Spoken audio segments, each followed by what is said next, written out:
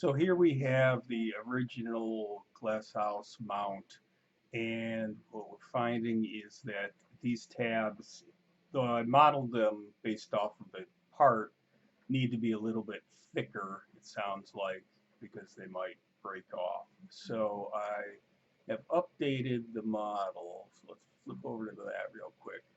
And I have uh, basically doubled up the size of these parts. So the distance between here and here is the same, so it should still clip in the same, but the parts are now thicker.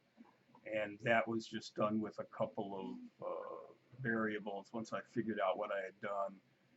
The thickness there, and then the offset had to be adjusted for that. So that took care of that. The other thing I did, I'm going to do a test run of it shortly to see if it actually helps, is I added a little additional triangular support to the bottom of these teeny tiny overhang tabs. These are really hard to print because they're very small. It looks big on the screen, I mean, but they're actually what, 1.46 millimeters from here to here, so they are pretty small. So hopefully the printer has the resolution to print that out and get a little bit cleaner there. Um, and then the final thing, if you're using any of my OpenSCAD libraries, I use Bolsol, the Belfry OpenSCAD library, for almost all my work because it is an excellent library. It's available on GitHub.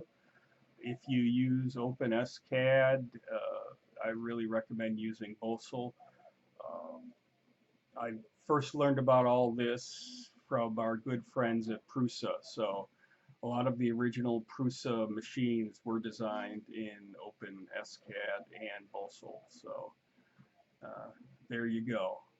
There's my plug for the day. So hopefully this will be a little bit stronger.